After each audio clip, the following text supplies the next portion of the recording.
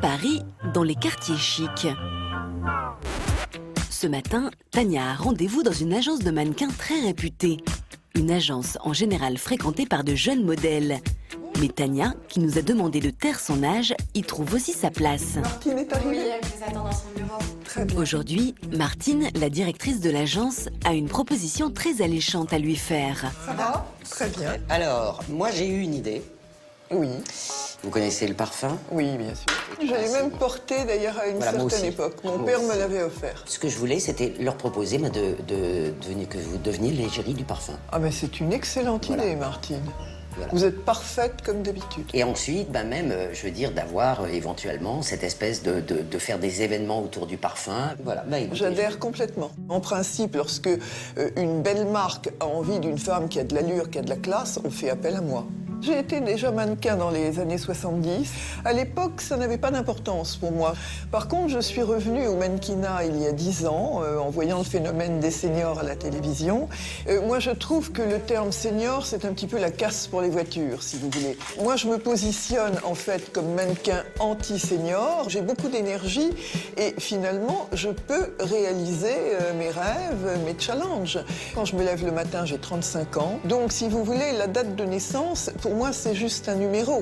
Hein. Et c'est pour ça que d'ailleurs, je ne veux jamais révéler mon âge parce que je trouve que ça n'a absolument aucun intérêt. Beaucoup de femmes disent, j'ai commencé à vivre à partir de 40 ans. Elles assument leur vie, elles assument leurs erreurs, elles n'ont pas envie d'être ce qu'elles ne sont pas. C'est 40 ans, c'est l'âge où on devient vraiment celle qu'on doit être. La journée de Tania est loin d'être terminée. Car à l'âge où la plupart prennent leur retraite, elle fourmille de projets. Mes journées sont très chargées. J'ai effectivement toujours quelque chose à faire et j'en suis ravie. Moi, si je n'avais plus la possibilité physique ou intellectuelle d'être active, je ne pourrais pas le supporter. Être jeune, c'est être actif, hein, en théorie. Et je crois que c'est le mental, hein, à la base. Tout est guidé par le mental, de toute façon. On dit bien vouloir ses pouvoirs, hein, et moi, je le vérifie tous les jours. Tania se fixe constamment de nouveaux challenges. Le dernier en date, devenir chanteuse. Et c'est dans ce studio qu'elle a donné rendez-vous à son équipe au grand complet. Comment vas-tu? Très bien. Cécile, sa chorégraphe, Eric, son compositeur, et Valentin, son danseur. Tu veux te... Je vais me changer, hein, je vais mettre ma robe de Comme ça, scène parce que ce sera mieux. Voilà, là. comme ça tu répètes entre nous. Au programme, les répétitions de son jeu de scène sur un morceau qui a été composé sur mesure pour elle. J'ai pas voulu voler tes rêves, j'ai pas pensé vivre à côté, je t'ai laissé frôler à peine. Je vous arrête. Ah bah non, justement pas. Oui. Toucher, faut surtout pas que tu le regardes. D'accord. C'est lui qui vient de toucher.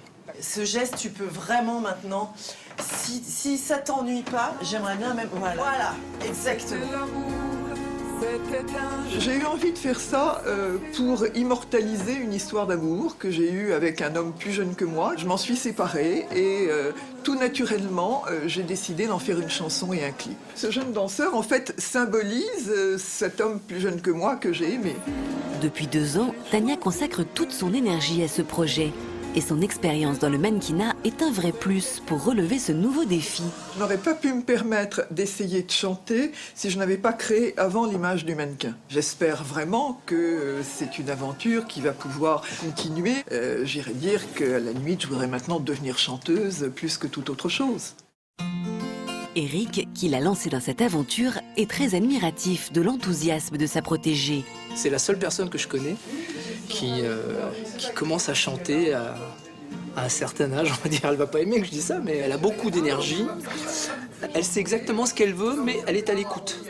C'est-à-dire, quand elle est déterminée sur quelque chose, elle écoute les gens qui savent, et ça, c'est vachement important. La vie est une saga qu'il faut avoir le courage d'écrire jusqu'au bout, avec pour objectif le dernier tome achevé d'avoir écrit un best-seller.